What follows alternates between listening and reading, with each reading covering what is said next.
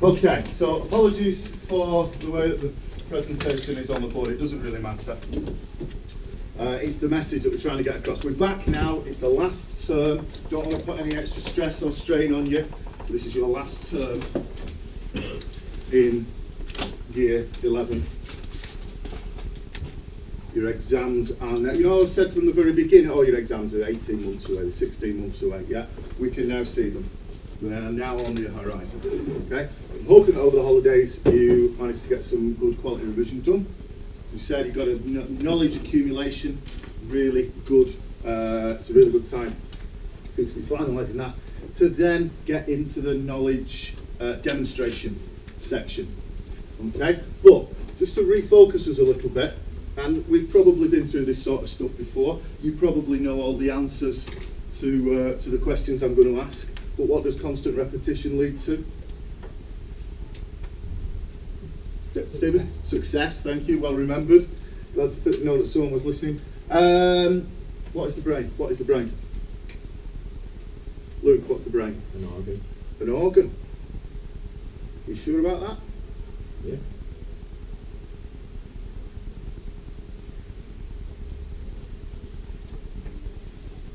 Because recent studies have actually sort of shown that the brain is actually, we can think of it as a muscle. Okay? So, some simple questions then. What happens to muscles when you exercise them? Sorry? They get bigger. Yeah? Your muscles get bigger and you get stronger. Okay? Let's say that you are training your muscles, you are lifting weights. Does it actually get easier to lift the weights? Do the weights become lighter? So how are you able to lift weights comfortably that you couldn't lift before? What's happened to your muscle over that period of time that you've been lifting, let's say, a 15 kilo weight? Stephen? It's developed. It's developed, yeah. Basically, don't lift the weight because it's easier, you lift them because you've conditioned your muscles, muscle there, to be able to lift it. By constantly repeating the exercise, you have made your muscles stronger. It appears to be easier, but you have got stronger. Okay? And then you'll go from lifting certain weights to lifting heavier weights to lifting heavier weights to lifting heavier weights to lifting heavier weights. It might not be down to weights, it might be your leg muscles, it might be down to running. You might run a mile, and then you can then progress up to 2 miles, and then to 3 miles, and then to 6 miles, a 10k, and further. Okay? Because you've conditioned your body to be able to do that. You've conditioned those muscles. Okay, what happens to muscles when you stop exercising them? David? They don't improve. So what actually happens to them? Do they stay as they are? Pardon? They shrink, yeah. Okay, so your muscles shrink and you get weaker.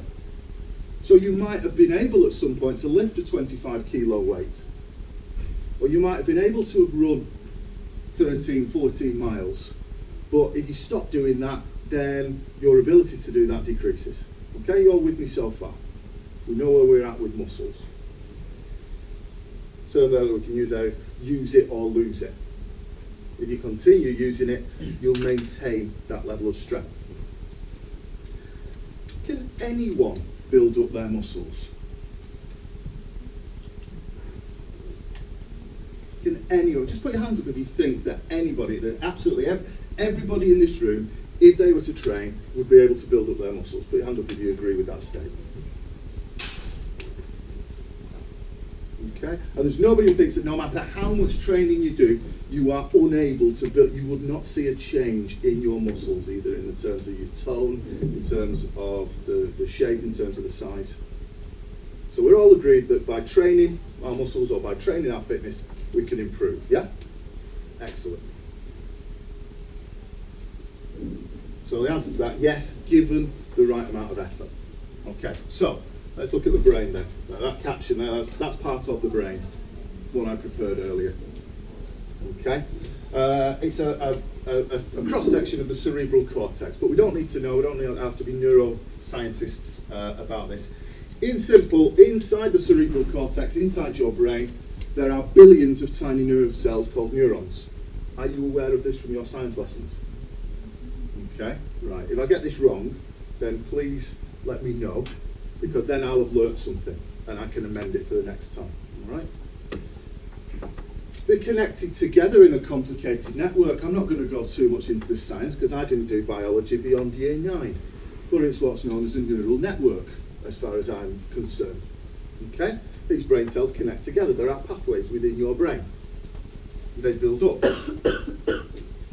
Communication between the neurons through this network is what allows us to think and to solve problems. We make these connections within our brains.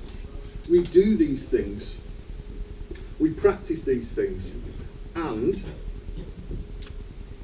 when you learn new things, the connections multiply and the connections become stronger. So when we talk about building our brains up, we're not talking about the fact that the brain will actually grow like a muscle and increase, it'll push the skull out, yeah? It's actually, we're talking about increasing these neural networks and strengthening these neural networks. And the more that you challenge your mind to learn, the more the connections get stronger. So with you guys now, in your revision sessions, in your personal revision sessions, you now need to be using this word here, challenge. It's not just simply a case of sitting down and reading over your notes. You need to be doing something now, which is why I call this period now your period of knowledge demonstration. You should be practicing past paper questions. You should be looking at the past paper questions that have come up so far and applying your knowledge to those and trying to work out the best way to score as many marks as you can on those questions. Okay? And then things that you once found very hard seem then to become easy because you've done it time and time and time and time and time again. Okay? Are you all happy with the science bit? Okay, a few nods of approval, I'm glad about that. So, you've made your brains grow already in your life. You lot are brilliant. You have made so many achievements.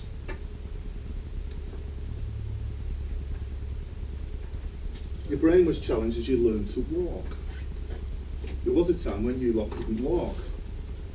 But you taught yourselves how to walk. You learned how to walk. You challenged yourselves. We've been through this before. You'll have stood up at the settee once and your parents will have been amazed. You'll have walked from one end of the settee to the other holding on to something and your parents will have been amazed.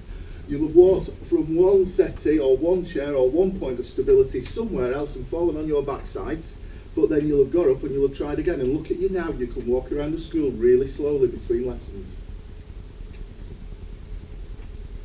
Your brain was challenged as you learned to talk.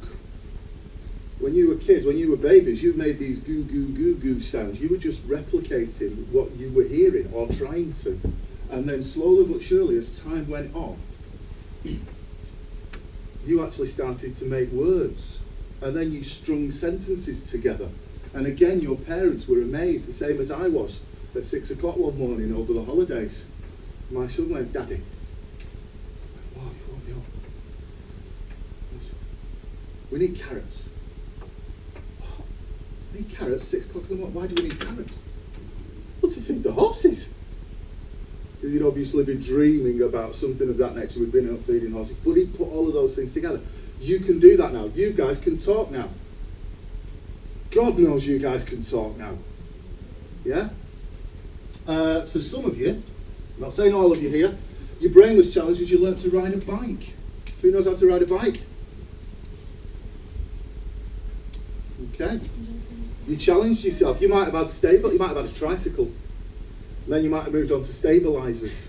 And then one day someone might have taken the stabilisers off and you'll have wobbled and you'll have fallen over, but you'll have gone out and practiced and now you can ride bikes. And some of you can ride bikes really, really well. Okay? And some of you, but they say about riding a bike, you never forget how to ride a bike. You get back on a bike, you might wobble a little bit. I certainly did when I got a new bike a few years ago after not riding one for 20 years, but you soon get back into it. Your brain was challenged as you learnt how to get around without getting lost. Now, being my year 11 geographers, you know exactly how to get around everywhere without getting lost, don't you? Yeah? Davey, you learnt there how to get around, sometimes getting lost. Your brain was challenged as you learned to read. Anyone remember the reading books that you used to have at primary school? Jack and Jill, or Dick and Dora, and Fluff and Nip. Yeah? All simple words, simple sentences. Yeah? And now look at you. You could read a word like geomorphology and you would kind of know what it means.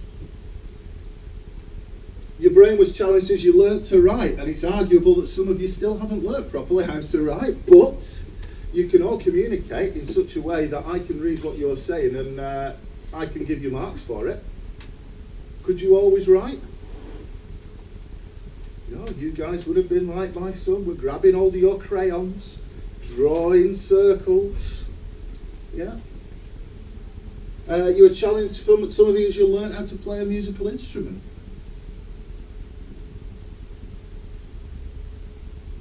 You started off with absolutely no idea how to play the musical instrument. If you're anything like me, you've still got no idea how to play a musical instrument. However, you can make a few nice sounds, or a few more nicer sounds than the nasty sounds that you might be making. But you didn't learn these things because you were smart, believe it or not, or because they were easy. You did it by practice. You practiced them so much that these network connections that you've made, unless something happens that affects your brain, it's unlikely that you will forget. Just wake up one morning, I've forgotten how to walk. How do we do that again? Or I've forgotten how to talk. Or suddenly, got absolutely no idea how to write. Who's come back after the summer holidays in the past in September? Oh, I've forgotten how to write. It's been 6 weeks since I wrote anything. Yeah? But yeah, you haven't forgotten how to write, it's just you're a little bit out of practice. Okay? So, are people naturally smart and naturally stupid? Yeah. Are they, Bernard? Well, what are you? Naturally stupid. Well, not stupid, but not smart either. Why not? Who do you think is naturally smart? Stephen. I hope Stephen won't mind me saying this, but I reckon Stephen gets to the level that Stephen gets to because he works hard. Yeah. Because he works too hard. I know that, but I think he's still naturally very smart. Okay, well let's think about, I've got some examples here, because I reckon that the answer to that is no. And I've got some points to back that up. Oh, by the way, do you reckon I'm naturally smart or naturally stupid? Bernard? I don't know. I had geography. In the middle. In the middle? Well, now you're smart now. Yeah, but I don't Well, okay, well, why am I smart now? You've done it for ages. Yeah, because I've done it for ages, because I've practiced. I had a talent at it, admittedly. I enjoyed it, admittedly. But I've had to work hard to get to where I've got to. When I was at school, in all of my classes, I was never in the top set. In some classes, I was down there in the bottom set. But I worked as hard as I could to try and improve. But Sir Winston Churchill, a bit like me, was once placed in the bottom set at school. You do know who Sir Winston Churchill is, don't you? Britain's greatest ever Prime Minister. Yeah, the Prime Minister when we won the Second World War. You know Beethoven? Beethoven's teacher called him a hopeless composer. Now again, I'm not the biggest classical music buff, but I'm aware of the fact that Beethoven wrote 9 symphonies that are known worldwide, and he wrote 5 of them whilst he was deaf. And again, I'm not the best musician in the world, but I kind of get the feeling that you might need to, if you're a hopeless composer, you might need to actually hear what's going on. Yeah? Has everyone heard of Einstein? Einstein's teacher said he was academically subnormal. You know, the guy who invented the theory or discovered the theory of relativity. Yeah? one of the greatest thinkers known to man. Anyone ever heard of Walt Disney?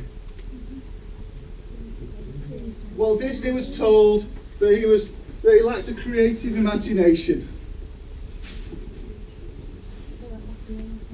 Yeah? So, are these people naturally smart, naturally stupid? Well, they were perceived to be naturally stupid. Did they believe those people who perceived them to be naturally stupid, Bernard? Did they believe those people? What happened? Effort, effort, and effort. If they got things wrong, they all worked harder. They put more effort in. If they achieved a level, they worked to get to the next one. And they increased the level of challenge.